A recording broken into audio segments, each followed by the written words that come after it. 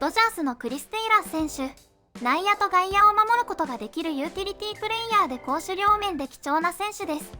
そのテイラー選手がドジャースネイションの番組に出演し、ドジャースタジアムでの大谷選手のトレーニングぶりや、同じ愛犬家として今後の交流について質問されコメントしていました。Now, Chris, first of all, just want to congratulate you on the foundation. You and your wife, Mary Taylor, you're hosting your first annual Polar Plunge, benefiting your CT3 Foundation. It supports pediatric cancer patients. The event is taking place at the Manhattan Beach Pier. You got some of your Dodgers teammates out there. Just tell me about this event. Yeah, very fortunate. A lot of my teammates who are going to be in town for Dodger Fest. I convinced them to come out the next morning. They're helping me out a lot by showing up. We got almost the whole team out there. We got guys like Freddie Freeman and Mookie Betts coming to support. Chris, you have given back so much. You and your wife, Mary, we could fill up a whole hour talking about your contributions, but what inspires you to use your platform to give back the way you do?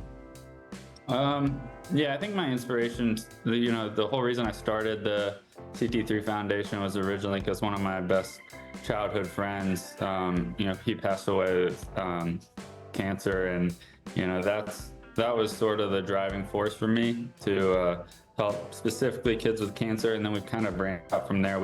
Maybe Clayton Kershaw use your event to announce he's going to be back with the Dodgers. I mean, what do you say about that? I mean, that would be awesome. I think we all hope to have Kersh back. He's in a little different scenario as far this off season. I don't think he's quite in a rush to make his decision. I think he's enjoying his off season. So I wouldn't be surprised if he made his decision even as the season was going on. But of course, I think everybody wants him in Dodger blue come October.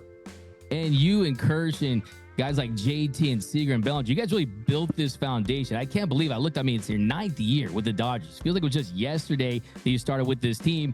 And Ohtani said one of the biggest reasons why he signed with this team was because it's a winning organization with how badly they wanted to win. How much pride do you take in being a part of that foundation that really led to getting guys like Ohtani, Yamamoto, and just this winning tradition that you guys have built here in LA? Yeah, it's awesome. The best part of playing for the Dodgers is they're going to do everything they can to win each and every year. And, we're very confident that we have a championship winning team, and we're going to be there when it's all said and done at the end of the year in October. To me, I look back at all my best memories, and they're all in the postseason. The regular season is great, but, it means so much more when you're playing in October and everything's heightened. And I truly believe there's no better feeling than winning games in October. And I'm just very thankful to be on an organization that is there each and every year.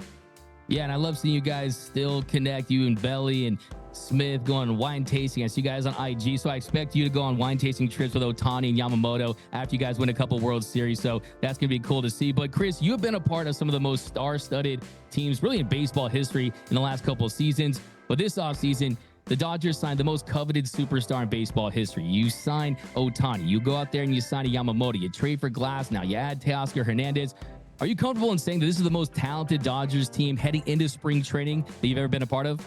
It certainly seems that way. I think it's definitely the most excitement for any year. Of course, when you sign all players of that caliber, everyone's going to be excited and everyone's going to be gunning for you at the same time. So, I think we will embrace that for sure. And, I think the players are just as excited as the fans are, and we're ready to get going.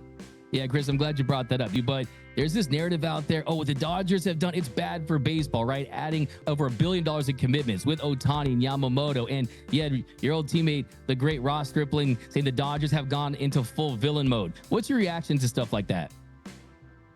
I don't think it's bad for baseball by any means to, get some of the best players in baseball on the Dodgers, one of the most popular teams in baseball.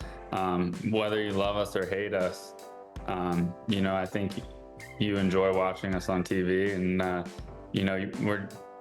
just adding to that with guys like Otani and Yamamoto and Glasnow and all these high caliber players. So no, I don't think it's bad for baseball at all. Couldn't agree more. I've been saying that you're not the villains, you're the heroes of baseball, because you're going to take Otani, a guy who's never been in the postseason, and let's be honest, you're going to get in the postseason, okay? And you're going to put him on that stage under those bright lights with this big franchise. But just kind of the expectations for this team with these additions, you got people out there saying this team is going to win multiple World Series titles, and hey, when's the parade, and let's fit these rings. But you know better than anyone else that it starts in spring training. It starts during the regular season. As talented as you are, talk about the challenges that come with developing chemistry with a new group. Yeah, 100%. You know, you can't look that far ahead. Baseball is such a weird sport where, you know, I've said it time and time again, the best team in the regular season most of the time doesn't win the World Series. It's really hard to win a World Series, and a lot has to go right. I truly believe you know, the team that gets hot at the end of the year typically is there in the World Series. And, you know, so we understand it's a challenge, and we're not looking ahead by any means. You know, we'll take it day by day, and, you know, just like every other year, it starts in spring training, like you said, and we'll be ready to go. And when you look at preparation, your offseason routine, we've seen a lot of videos of Shohei Ohtani at Dodger Stadium putting in work. One, have you interacted with Ohtani yet? And if not, what have you heard about him from your teammates, just kind of the fire he brings in, the work he's putting in this offseason? Yeah, I've seen him. So I've been working out at the stadium off and on, and I see Shohei there quite a bit. You know, his work ethic is second to none. He's super... what's the best way to describe it? He's super meticulous with everything he does. And, you know, I don't think I've seen someone take so long in between each and every rep, because he puts that much focus into it. Whether he's doing dry swings in the cage or sprint work out on the field, he's literally creating a game situation. You know, he'll have 20 dry swings in the cage, and it's going to take him 20 minutes because he's going to take a minute in between every swing to visualize the situation, and he's going to step out, take his breaths. It's pretty special to watch, and I think that's why he's as good as he is.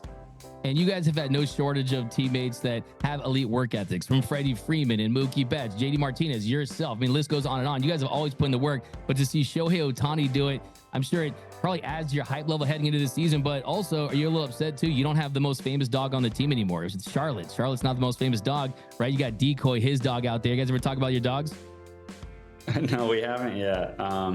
You know, I think he's, like I said, when he's there, he's focused, and he's like all business.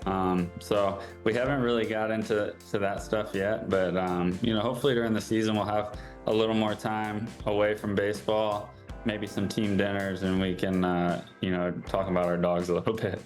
20本の素振りに20分かけるという大谷選手の試合を想定したイメージトレーニングなど、ここまでする選手は見たことがないとのことで、細部までこだわる緻密なトレーニングぶりが伝わってきました。財団を立ち上げてチャリティー活動をしていることや愛犬家であることなど、大谷選手と共通したところがありそうで、どのような交流を深めるのか楽しみですね。